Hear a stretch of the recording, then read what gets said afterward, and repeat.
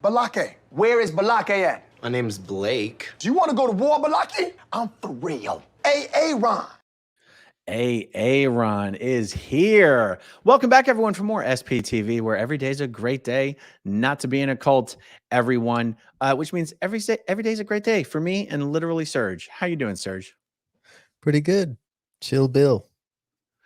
So if anyone is not yet subscribed to Serge's channel, you can find him on YouTube, Serge Delmar, or at literally Serge. So today, guys, we're gonna have a little chat about someone who I caught on video in one of my downtown Clearwater live streams recently.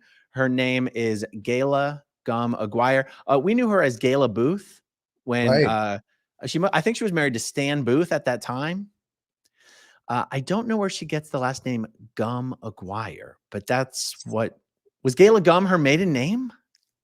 I think it was her maiden name, and Aguirre was this this person that she married in the Sea Org. I forget his first name, but he was with my grandfather in the PC folder warehouse, Aguirre. So it was a Latin man, Aguirre, and I think she left the Sea Org pregnant, or I'm not sure exactly what happened, how she got out, but you know, she still must be carrying that name. So, but the Aguirre is from someone that she married in the Sea Org, and that person worked with my grandfather at the PC folder warehouse.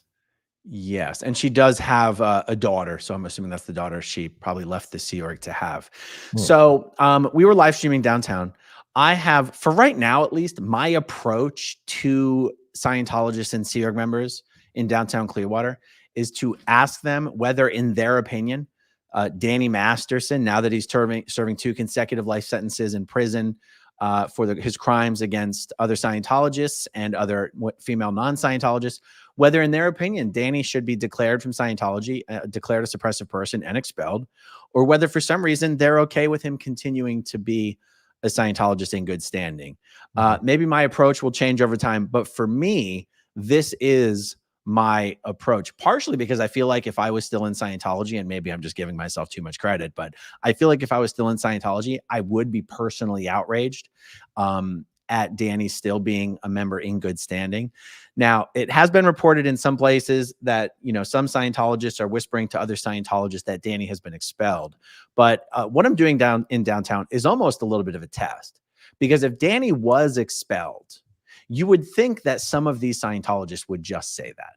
And I have not been able to get one single Scientologist to tell me that a member who has been found guilty in a court of law of these crimes against other members should be expelled. Now, the reason we're here to talk about GAYLA Aguirre, and by the way, let me just, this is the video that I did. I published, this is an excerpt. I published a 2-minute, 45-second excerpt to my channel called Scientologist GAYLA Aguirre Confronted about Danny Masterson. And I see I have spelled her name wrong in this video. I will fix that. I will fix that afterwards. But guys, before Serge and I comment on this, because Serge and I both know GAYLA. We've known her for a long time. In fact, GAYLA is someone who audited Serge when he was still a young child. And so let's see. I want to play this. You ready for this? Yep, let's do it. Okay, here we go. Oh, GAYLA, can I ask you a question? You know Danny Masterson. Now that he's serving 2 life sentences in prison for raping those Scientologists, do you think he should be declared an SP and expelled? Would you want Danny declared if he had raped you?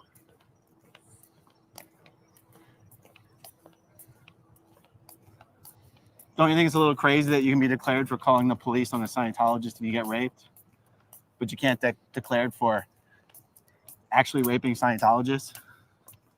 After all the years you spent working in the Sea Org, doesn't that make you a little sick? No? What about all those kids you supervised on the Key to Life course? If those kids got raped by a Scientologist, wouldn't you want them to at least be declared for it?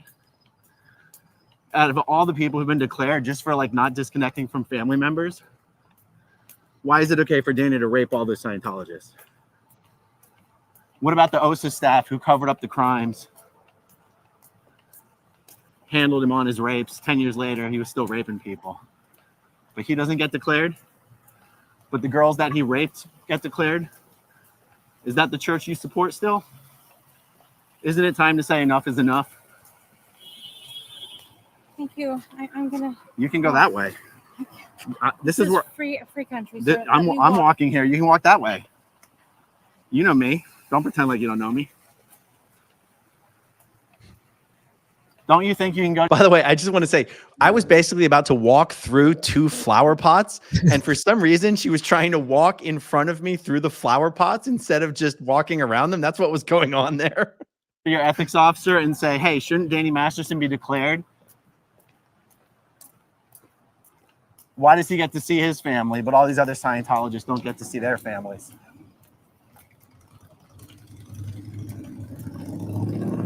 You've known hundreds or thousands of people who've been declared just for stuff as stupid as talking shit about David Miscavige. Doesn't it piss you off that Danny Masterson's serving life in prison and he's not declared? What about all the other child molestations that Julian Schwartz has covered up, both here in Clearwater and at AOLA? You used to work with Julian. You know Julian and his whole family. He's still out there covering up for pedophiles. Is this what you support? Is this clearing the planet?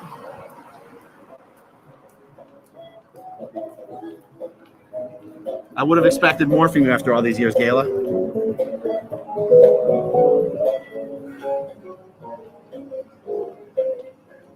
I've known Gayla since I was 13 years old. She's a former Sea Org member from here at the Flagland Base.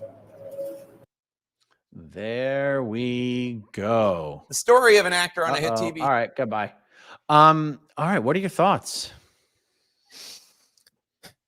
It's sad, Aaron. It's sad. It's a sad state of affairs that Scientology, who specializes in auditing people, that's what they sell. Audits are questions, and audits are unhinged questions. When you're in one of these audits, you can ask whatever. There is no guardrails. In fact, you get in trouble if you don't ask tough questions more than, namby-pamby questions, what they would call at the time. So it's interesting that they always entitle themselves to ask whatever question they want behind closed doors, behind those hotels, behind where nobody sees what's going on, also video recorded. This is literally what they do: video recorded, transcribed. And again, it's like when they do it behind closed doors, it's a very religious experience. And when they get caught in the wild, it's very, it's horrible. Agreed. For me, it looked normal. She definitely questioned me about disgusting things when I was 13 that were much more tough than your questions here. So, again, it's like, in what world are we here in this year 2024? And nothing has changed. I've seen some discussion, commentary, questions, confusion about what's the point of confronting Scientologists on the street? Aren't they victims as well? You could justify, you could say David Miscavige was brought into Scientology as a kid. He's a victim. Is he not worth confronting? Like, where do you draw the line on who is it that deserves to be confronted? Is it only former Sea Org members? Is it only former staff members? Is it only auditors who audited kids? Is it only ethics officers? Or is it anyone who is, through their involvement, their donations, their participation, propping up this international multi-billion human trafficking cult? And is there really anything wrong to just posing these questions? No one's calling anybody names. No one's threatening anybody. No one's even shouting at anybody. It's just posing uncomfortable questions. I personally question who thinks they have the ability to differentiate between who in a cult like this is a victim and who is a perpetrator, who's worth questioning, who's not worth questioning. Where would someone draw the line on what is justified and what is harassment? What are your thoughts on these issues? Well, I think that you both exercise your rights, right? She exercised her right to not incriminate herself, and you exercise your right to have freedom of speech. You know, we're not criticizing the fact that she didn't answer, but she cannot say that she doesn't deserve to be asked questions that she knows the context of. She's not some random person that we have no idea. I mean, the fact, Aaron, that you as a 13-year-old boy are now on the flip side having to do these questions. You're not a reporter. You're not the Tampa Bay Times. You are literally a child that witnessed all of this firsthand. We know how that culture worked. So we don't have to be told how it worked. And, you know, we're exercising our power to ask questions now on the street without touching the person, without literally anything other than what the First Amendment protects us to do. But, you know, she's also in her right to not answer anything, you know, like she didn't answer anything. And we can handcuff her and say, answer. We can force her to grab the cans and say, hey, video record and incriminate yourself. Like, that's not a thing. That's a thing in those Scientology hotels. In those Scientology hotels, she could be asked those questions and she would have no choice. Like, that's really where we're talking about. Like, she cannot walk out of the room without incriminating herself. Like, you know, did you, like you said, what about other, you know, children that got covered up with SA? Well, you know, at the Keto Life course room, she supervised so many kids. And, you know, I was doing an interview in one of her, in the Keto Life course room on the 3rd floor of the Coachman. They had a really tiny office behind the reception. And that is where I was doing an interview with Alon Kashani. And there was essay that went on in her office with him and me, me as a minor. So, and again, it's like the amount of folders that these people opened, like they were privy to so much information of this type of criminal nature. So she cannot play dumb, and she's not some innocent girl that just got into Scientology and has no idea. You just jogged the memory.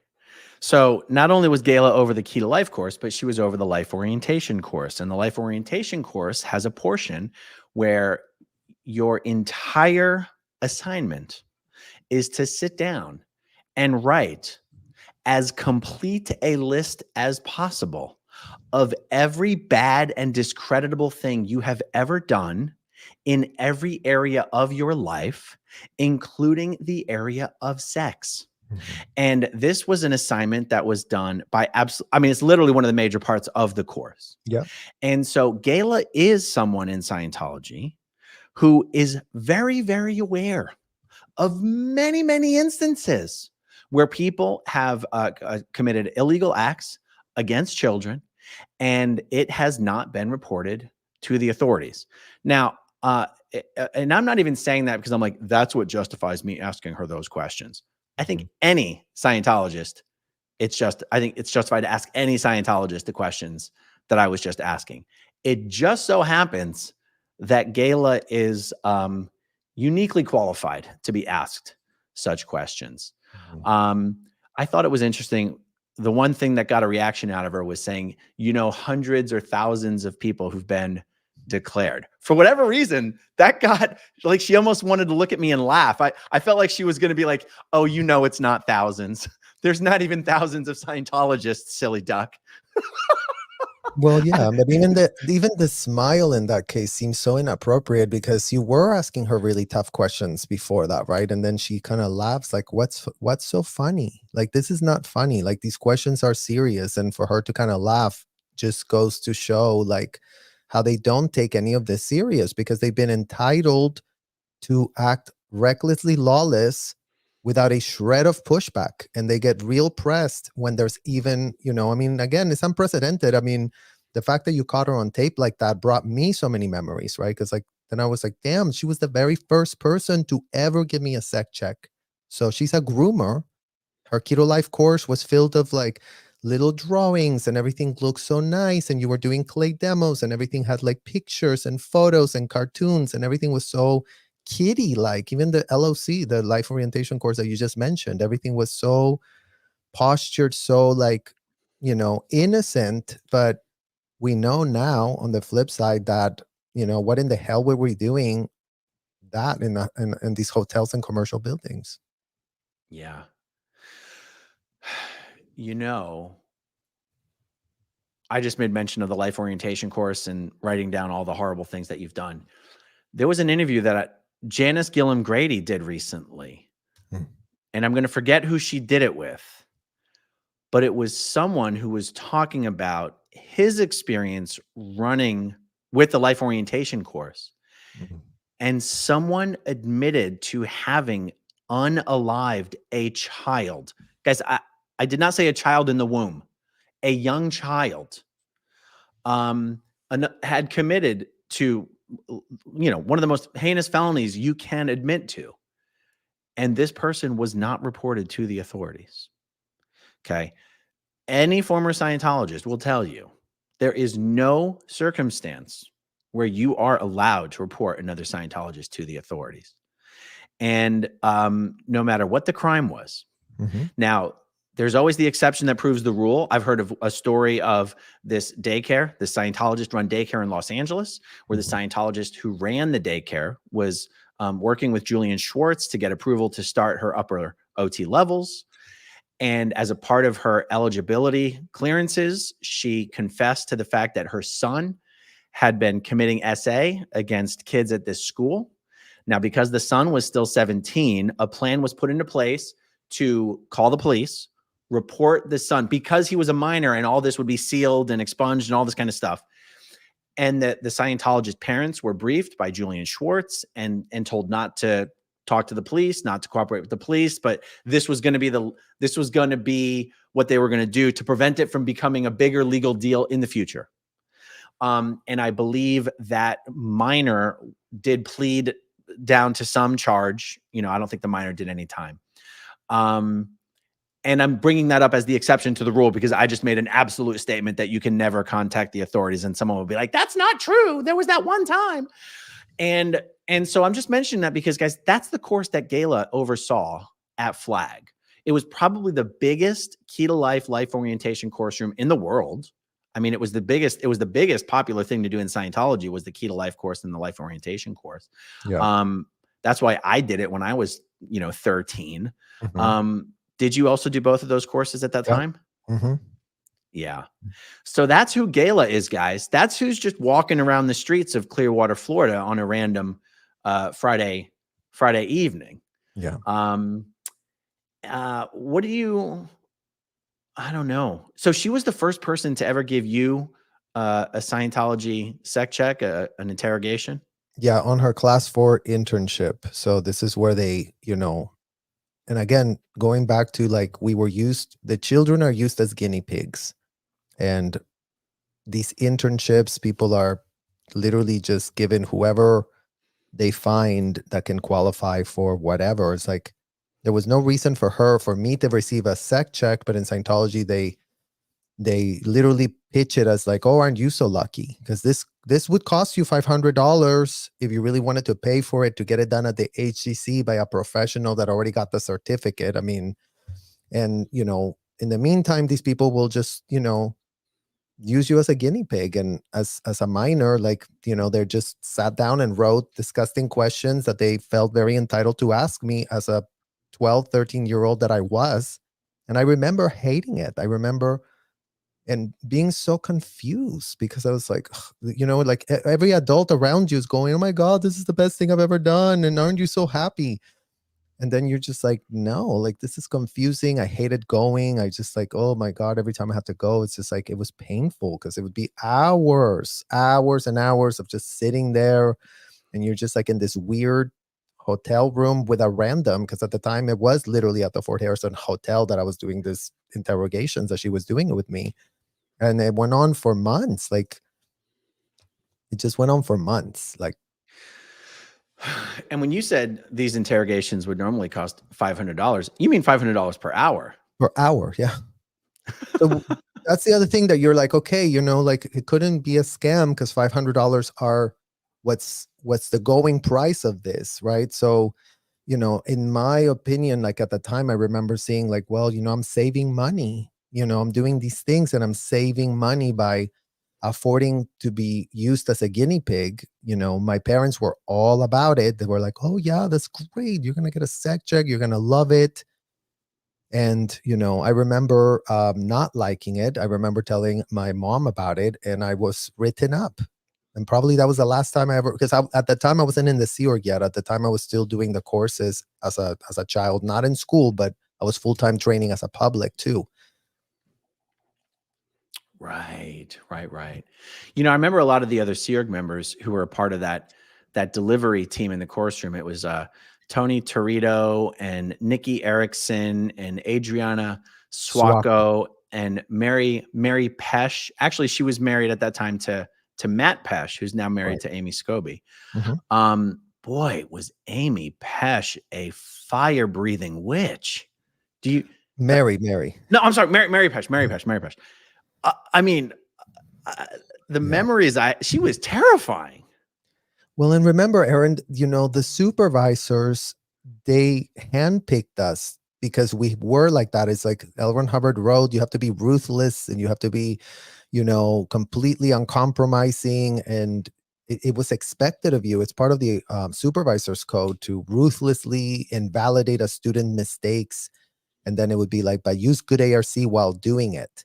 So it's like an ARC is like, be nice to people, but you have to be ruthless, but use good ARC. So it's all these BS paradoxes that don't make any sense. But, you know, the more ruthless you were as a supervisor, the more safe you were. Because if you weren't that, you would be namby-pamby, thidy-weedy. And that was the worst, most punishable thing. If you were nice, and they're like, oh, you're so airy-fairy. That's what they would call you, like airy-fairy, thidy-weedy, namby-pamby, dilettante.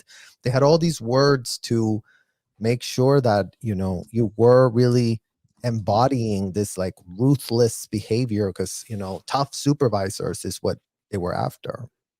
Yeah. You know, I remember at the time, Nikki Erickson, her married name was Nikki Mariani. She was married to Gualtiero Mariani.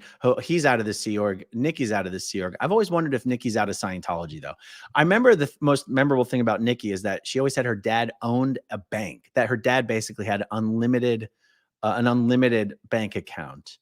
I always wondered whatever happened to Nikki Erickson. I know she left the Sea Org and then eventually got onto OT7. Yeah. And then I haven't heard anything about her in like 20 years. So if anyone out there in the SP Nation knows what became of Nikki Erickson, I know she's not married to Gualtiero anymore. Right. But shoot me an email at growingupinscientology@gmail.com. She was, I only have pleasant memories of Nikki. I don't know. Did you have any run-ins with Nikki? I mean, you know, this is how I see it, Aaron. Like everybody there is not an unhinged, crazy, maniac, lunatic 24/7. You know, when their own personality might show up, they're normal people. Like, you know, Nikki was very like playful and flirty and, you know, sort of bubbly. And that was her, right? But then when she had to be your supervisor, then she could have to be in this ruthless behavior, whatever. So it was all a role play, really. So, but people there, you know, nobody is like L. Ron Hubbard, right? Like, but if you are like L. Ron Hubbard, then you are being a disgusting person. And it's like, it's not personal, guys. It's like literally what the policies dictate. This is what we were all doing. I mean, I was a ruthless supervisor. That's what they put me there because, oh, look, you're doing it. You can call people out. You can flunk them. You can yell. You can scream. You can send them to wash dishes. I mean, I'm disgusted by the fact that I was doing that at 15 years old. I mean, you know, we were just on a power trip. I mean, that was what it was. Everybody on a power trip. Yeah, you were a real spicy bitch back then. Still am. Still am. So was Lily. She was worse. Well, you know, because it's like, and it was also very like selective, you know, you had your friends that you would be nice to, and then you had people that you didn't like. And then you had like executives checking up on your course room. And then you had to like put up a whole show for them because they were inspecting and check, oh, are you being ruthless? Are you not being ruthless? And you knew what they were looking for and how you had to sound when they were there. So it's really unthinkable and so dysfunctional and disgusting, right? Because again, it's like all of this happened in course rooms, which I really now call grooming salons, where everything was for everyone to see. So that's why when people try to be like, oh, nobody had a shred of a clue, they're just such victims. It's like, yeah, they're victims that have been enabled to act unhinged just because a convicted, indicted felon wrote it down on a piece of paper, and then everybody went with the pitch. Yeah. I want to linger a little bit on this question of who in Scientology should be considered a victim, who should be considered an abuser or a perpetrator, when no one is all of one and none of the other. I think it's interesting that some people seem to have a reflex to want to differentiate between those who are doing the abusing and those who are the abused. And I really don't know why anyone thinks there's a clear distinction between the two. It's obviously a spectrum. Everyone's going to be somewhere on that spectrum. But at this stage of the game, in this day and age, with all the information that's out there, anyone who exists in this world, in this time, with the information that's available on the internet and documentaries and TV shows, who's still propping up and enabling this cult and the destruction of families and the abuse and the cover-up of crimes against children, I don't know how anyone can paint any member as just pure victim. I don't know. What do you think? Well, let's cite Charles Manson's criminal case, because all of those people that were implicated doing his bidding and committing criminal acts on his behalf as a conspiracy all went to serve life sentences. And I always talk about how the New York Times did this interview with one of the women that was implicated. And she said, "What did you learn out of all of this?" "I learned choice at the most horrific cost." And then when you look at the footage of these women that were being brought into the trials, they were deranged and laughing at people, and y'all are just so stupid. And it's the same thing that we see here, right? It's like, we are the ones with the problem. We are the ones that have a problem, and they can just do whatever. And they've been groomed to think that, yes, they can do whatever. And that's why, they haven't ever received this level of pushback. Because even in the Lisa McPherson protest, like, number one, there was no live streaming. And, number two, the questions weren't about that, but unfortunately is that adults make choices. And unfortunately, GAYLA didn't make the choice to leave. GAYLA didn't make the choice to stop, endorsing these things. And, as adults, they have the right to make that choice, right? So that's why this whole idea that we have to go in there and rescue adults. I mean, I already just brought up the other day, it's like, imagine going to Skid Row and tell everyone, "We're here to save you. Don't take a single more drug." Like, it doesn't work like that. Adults need to move their feet, because if you try to go and save somebody and they won't move, they're just dead weight, and they're going to pull you down with them. That's why no one can come and save you. You have to save yourself, just like recovery, addiction, right? No one can come and get you to stop drinking alcohol. You have to do it for yourself. You're an adult.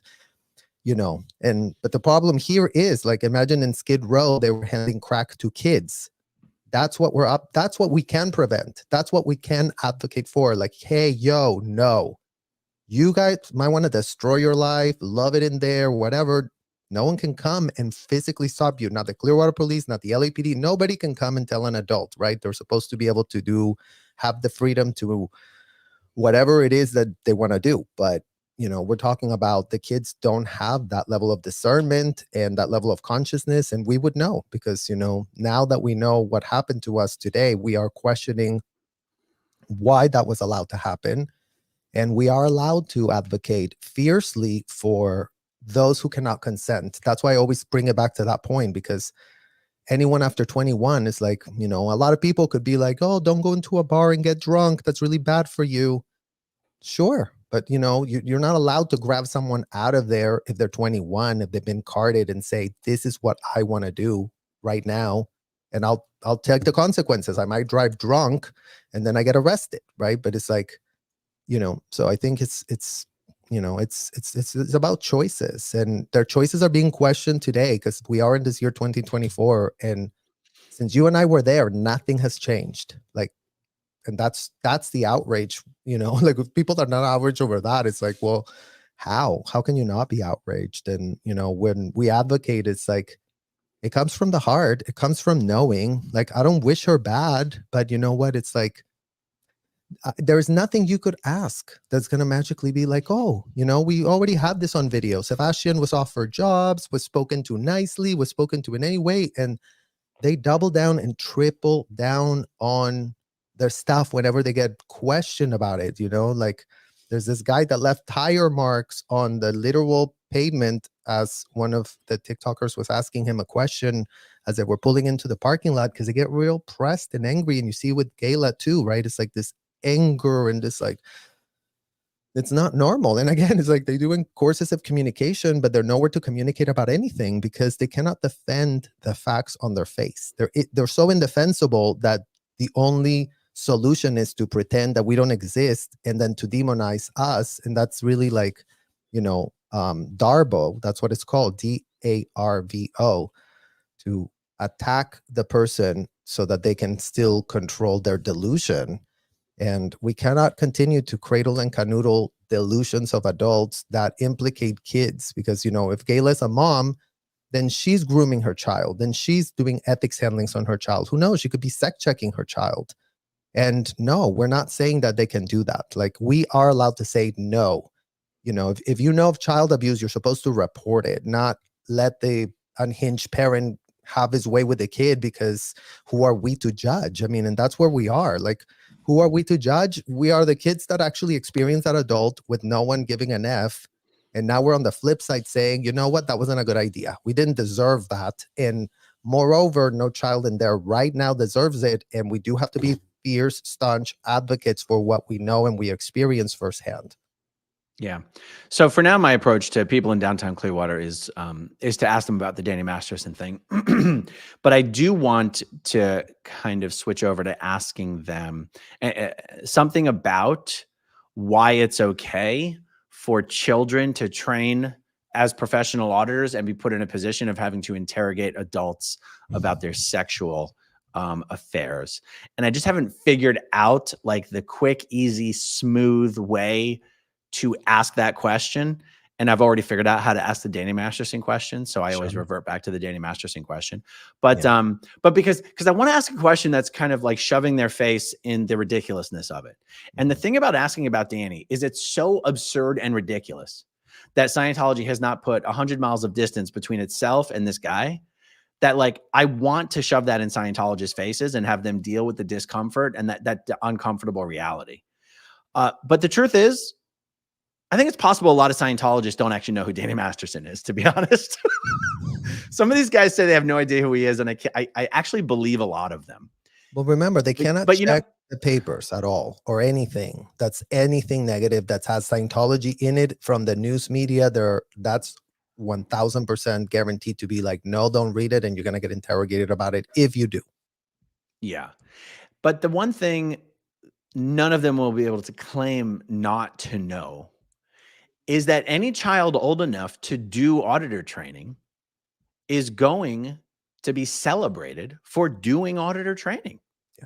And every one of them have received auditing sessions and know damn well that every single auditing session is an opportunity where some sort of private, adult-oriented, sexually themed conversation can come up. And the idea that it would ever be okay to have a 12, 13, 14, 15-year-old child play the role of therapist, inquisitor, confessor to an adult for adult-related matters is one of these things that to a Scientologist, you would think that it would be obviously ridiculous, but that's actually the point here. To a Scientologist, it's not ridiculous. It actually didn't occur to me until you, me, and Nora had lunch in Malibu that one day, how insane it was that a child would ever be in that position, because you and I were children in that position. And it didn't occur to me at that time how insane it was that we were in that position. Yeah. You know what I mean? Yeah. And so I guess my purpose for asking the Danny Masterson questions to these people is different than it would be for asking the child auditor questions. The Danny Masterson is intended to be obviously ridiculous.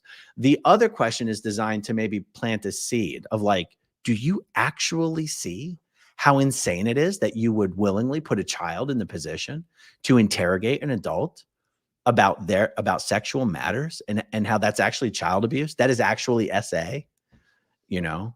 So anyway, I don't know, because the Danny Masterson seems a little bit more in your face. It tends to be what I go to, but Well, it is indefensible power dynamics, right? It's like it's the power dynamics that are so inappropriate. And I mean, you as a father are 100% fully aware of why those are indefensible power dynamics and that they wouldn't ever play out in any of your child's upbringing because it's indefensible. Like there is no defense for it. And they need to be waking up to the facts. That's called wake up and smell the coffee. Like the coffee's there, as rotten as you know what, but you know. And then the other thing about Danny, it's like you bring up that it's not going to wake him up, Aaron, because remember, they've been groomed to normalize this, and they really are going with the pitch that the technology, when the needle floats, it really does do something. And it's just a pathetic BS trick that is just gaslighting at a level that is unhinged. Because again, it's like, was everyone signing up to break the law? I don't think so. Like, I didn't sign up for that. Did I get the perception that everybody there was like, oh, great, now we have a hotel where we can break the law?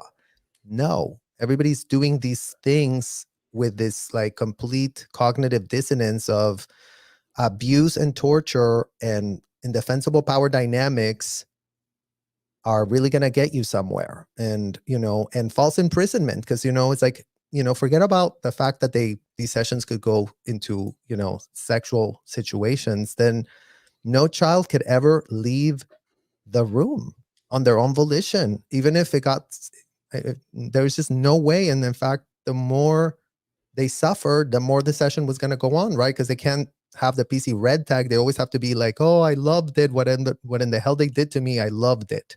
Or else you would be pulled back to do more. So you're always being groomed to be abused and manipulated and locked up against your will.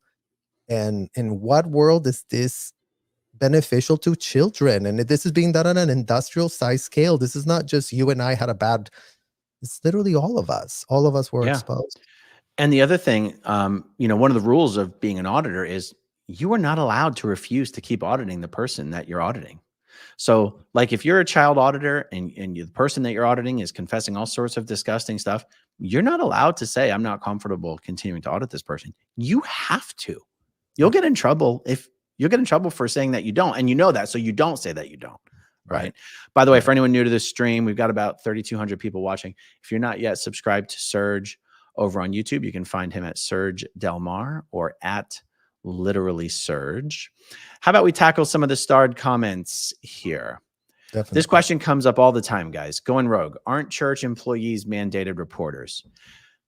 I genuinely don't know. People always jump into the comments saying that they either are or they aren't, or it's different state to state and all this kind of stuff. I'm just being honest. I don't know.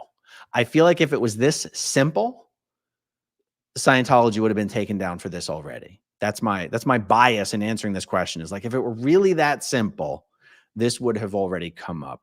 Do you happen to have knowledge on this area? Well, I just know that we weren't, right? Because we literally sold people packages that literally, okay, so you self-incriminating saying that you had this felony. Okay, let's make money on it. Like in there, no one's calling the LAPD when any of these things come up. No one's calling the Clearwater Police when any of these things come up, and they're being asked these questions, right? So explain what you mean. Explain what you mean when you say let's make money on it. Oh, well, you know, so for example, when a felony gets self-admitted as part of these audits where they're being asked questions like, have you committed a felony for which you have not been arrested?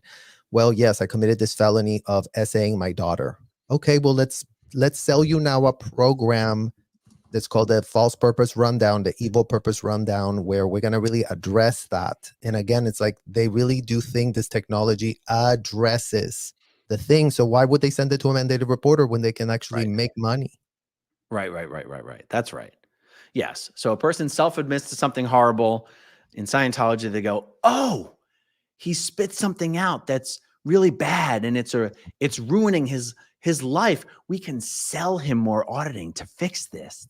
And that is why no one in Scientology would be like, uh-oh, we need to turn this over to the police. No, That's against everything Scientologists believe. They think, what are the police do? Are the police going to fix the reason why this person did what the thing that's wrong with this person that drove them to do this horrible thing? No, only Scientology can fix it. Will that be cash, credit, or check?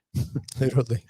And that's what you mean when you sometimes in your videos you say laundering crimes. That's what you mean, right? You mean like they're basically taking confessions of crimes and using it to make money. That's what you mean when you say that, right? Yeah, correct. I mean, because and we were practicing law without a license. Because again, like, because we did a 2-week course inside a hotel, we're now asking self-incriminating questions, right? These are not just anything. It's not like, but it's not literally practicing law without a license. So what do you mean when you say that?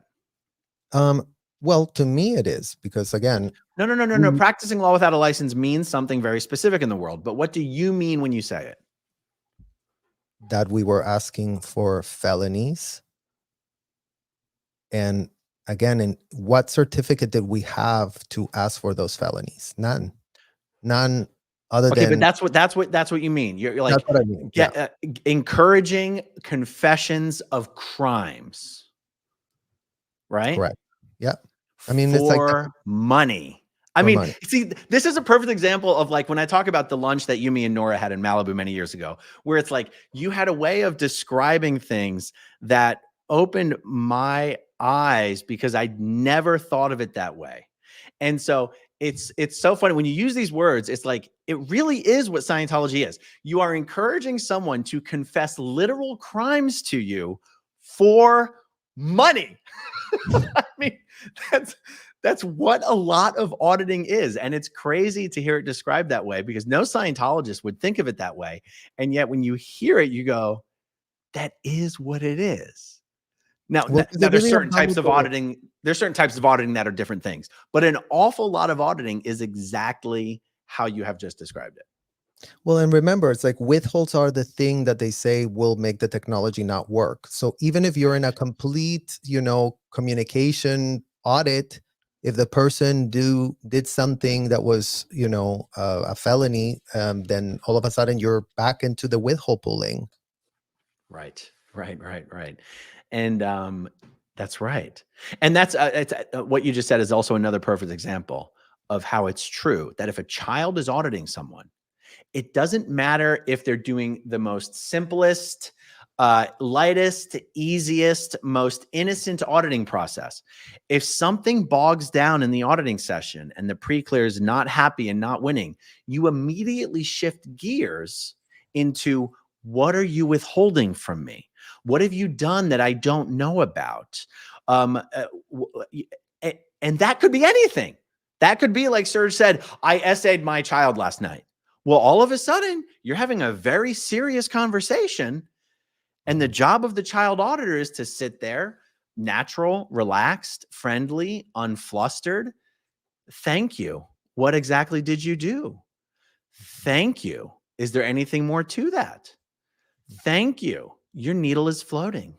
That means thank you for telling me all. We're done with that. Anyway, I know sometimes a lot of the things that we briefly say, because you and I have never taken the opportunity, because honestly, it would make me very uncomfortable to recreate an auditing session or a security check. Now, one of these days, we're going to have to do something like that. Yeah. But it's going to be really gross to a lot of people. And because we've never done that, I know that sometimes we'll give like quick little explanations for things and it probably goes over a lot of heads. But, I hope us talking about it this way also gets some under the radar Scientologists to start thinking about these things in ways they haven't thought about it. Just like there was a lot of things that changed for me in that lunch me and Nora had in Malibu that day, where it messed me up for weeks. Messed me up for weeks. You totally changed my perspective on some things that I didn't even realize I needed my perspective changed on. So sure. Let's see. Carolyn Wilson says, what would either of you do if Gayla called and said, how can I get out and survive? If you prompted her to think how bad what Danny Masterson has done. I have some thoughts on this, but what are your thoughts? I mean, I think that, again, like the adult thing would be they already know how to write overts and withholds, which is any transgressions they've done, time, place, form, and event. Write down time, place, form, and event of any criminal acts that you saw there or participated in. Call a criminal attorney. Tell them, do you want a deal with the FBI? But get on the record and help law enforcement rein this in. They cannot build a case without firsthand witness information. And nobody, I don't expect GAYLA to be like, okay, you need to go to jail for the rest of your life. That's not how the justice works. That's how justice works in Scientology, right? In Scientology, everyone is just punished. But over here, it's like the law actually takes into consideration if you're coming clean, if you were scammed, if you were defrauded. I mean, all of those things are part of the context. We cannot say all these people were not defrauded, were completely told the right facts. They haven't been told the right facts, but you know, all of that could be taken into consideration to go, okay, like now we have 50 parents that have come forward with actual receipts and testimony and firsthand experience. And yes, this was done. Yes, this was institutional and systemic. And yes, we were out of our mind when we did it. But now, you know, we realized that it was completely horrible. And what can we do to stop it? Just that's what we want. We want the abuse of kids to stop. We want it to stop being normal and a thing, because it's not. So I think that's what I would ask GAYLA to do. Go to the FBI Crimes Against Children unit. Tell them what you know, write it down on an affidavit so that it actually holds value. And, you know, and then go to therapy and begin the healing process. And hopefully your criminal attorney can cut you a deal where you're immunized or you do very little time or whatever in the hell. I have another thought on this. So people need to understand someone like GAYLA. GAYLA's not in the Sea Org and hasn't been for probably close to 20 years. GAYLA is a public Scientologist. GAYLA lives in the real world. She has a job. She has a house or a condo. She has a car. In fact, get this. GAYLA works at the Washburn Academy, which is run by Sean Smith. GAYLA works at one of these private Scientology schools run by a former Sea Org member who's aware of just as many crimes against children as GAYLA is. In fact, now Sean you've made my Smith, blood boil. Now I want her literally investigated by the FBI and locked up for the rest of her life, because again, it's like in those academies, anyways. Yes. Sean Smith was the director of training at Flag. She was GAYLA's senior. And now Sean runs a school for Scientology kids. Okay.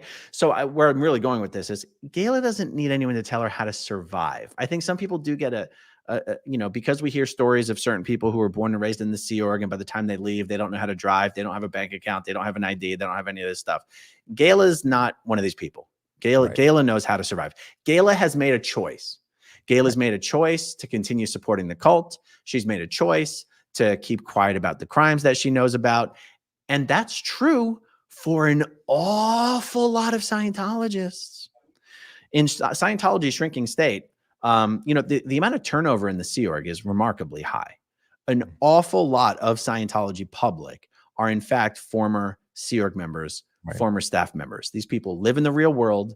They're not clueless. They're not defenseless or helpless. And that's where you know, if you see us not treating all Scientologists like victims, it's because they're not.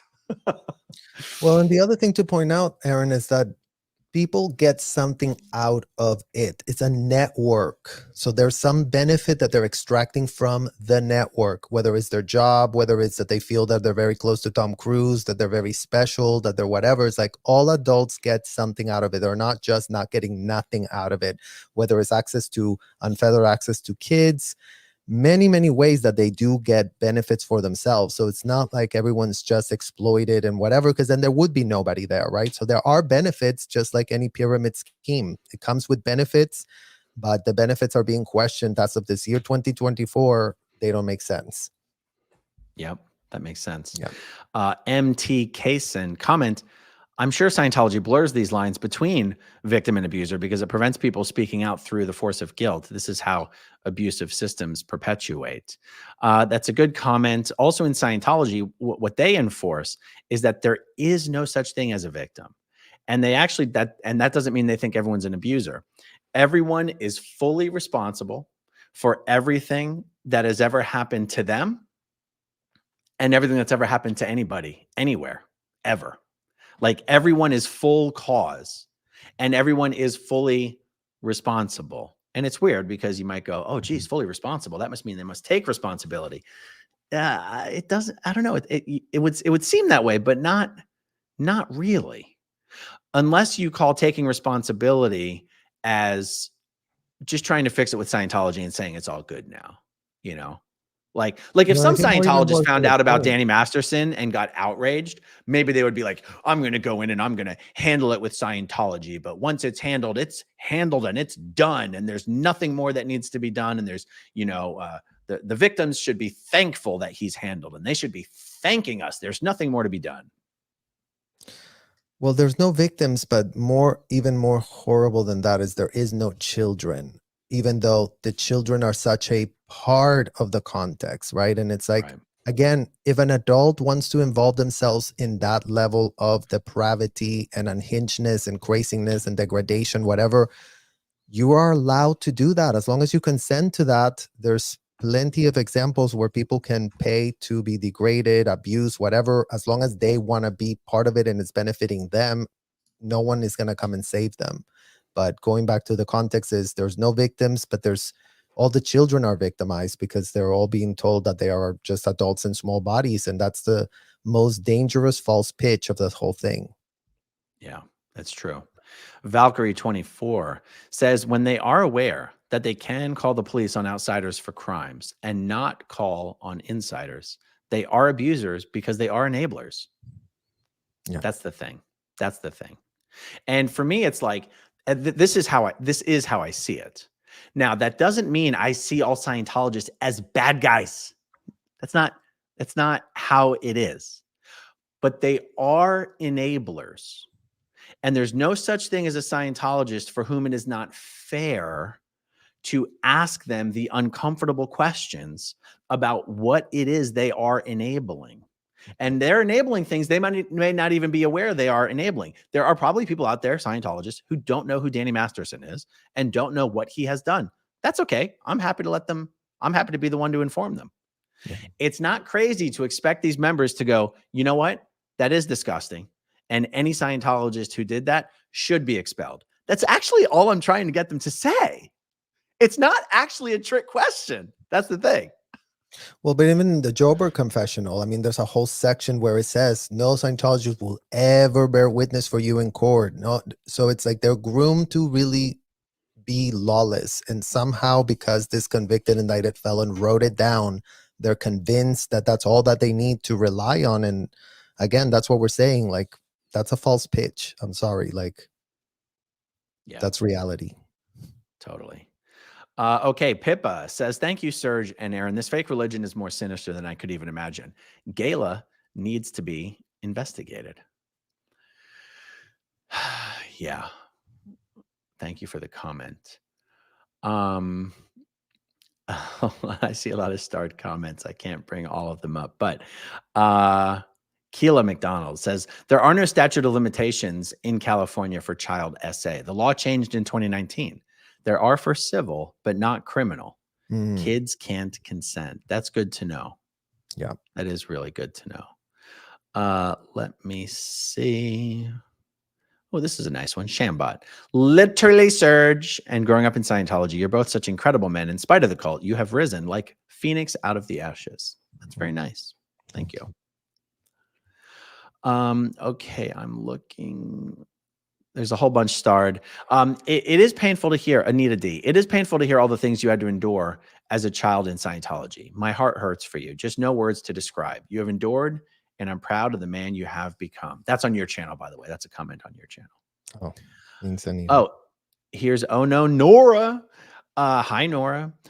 Children cannot consent. We were put into adult scenarios and forced to work for nothing to get adults to confess to crimes so the church could cover it up. In a nutshell. You know, we spoke earlier in one of our recent videos, you and I, about a young female professional Scientology Sea Org member auditor named Natalie Galbiati, and that she was very, very attractive, very young. They would put her on the front of their magazines that they would send to all Scientologists in the world. And public Scientologists could pay preferential rates. Now, guys, flag auditing already costs $500 per hour. I don't actually know how much more you have to pay for preferential rates, but you could 15%, pay I remember. It's 10 or 15. percent That was the extra. percentage. Yeah. You could pay extra money to pick which auditor that you wanted. Now, most people were already paying a ton of money and you get whatever auditor you got. But if you're like, no, no, no, no, no, no, I want that pretty girl on the cover of your magazine to audit me, you could pay extra money.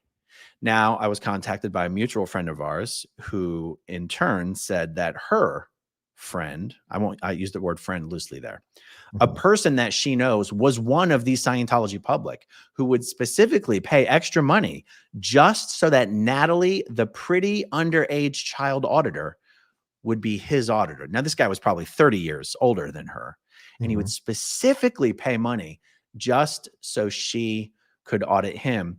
And for some reason, while this was being explained to me, it just dawned on me, that extra money didn't go to the auditor. So that extra money just goes to the organization. So they're literally pimping out these young, attractive auditors to make extra money for the organization. I mean, it's one of these things where I never would have thought about it that way when I was in. And yet it's actually what is happening. Yeah. No, I mean, it's horrible. Scientology Trigger says, I'm making a list of questions to ask staff on my new channel, such as, have you word cleared the word RICO? Does Scientology help the homeless? Can auditing fix an LGBT person who is at 1.1? Okay. Thank you for that. There are, let's see, WIG says, serious question. Who will be Scientology's next super celebrity? Is it Wicked Witch or is it Tim Tallman? I still have to publish that Wicked Witch clip from the other weekend in LA. Could you believe that clown showed up? He was amazing. Let's see. Freezy New Project of Farsec. Dr. Ducky, 1964, asked a great question. How do you go about getting them to have a congressional hearing on this? So, I mean, pressure from other congresspersons is the answer. And that's why we've been talking about doing this campaign of going into the field offices of your local, your congressional representative and asking them, letting them know that you would like to get an official answer from your congressional rep as to whether they would support hearings into Scientology's tax exempt status. Now, if we can get 5, 10, 15, 20% of the members of Congress on the record saying they would support hearings into Scientology's tax exempt status, well, then we take that information and we send it. We inundate the member of the House Ways and Means Committee. Is it Ways and Means or Means and Ways and Means Committee? And say, look, this percentage of the sitting members of Congress would support hearings.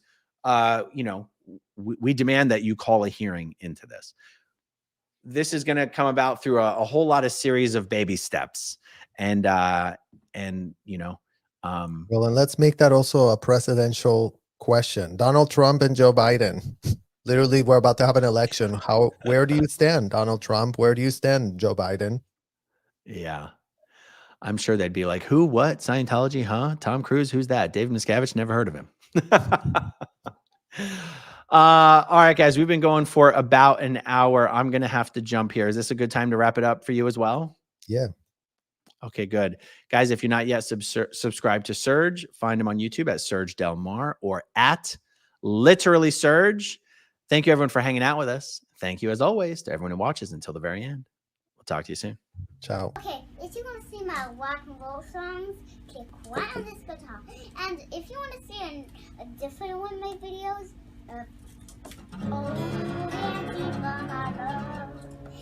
then you could click right inside here. If you have subscribed or not, subscribe right here.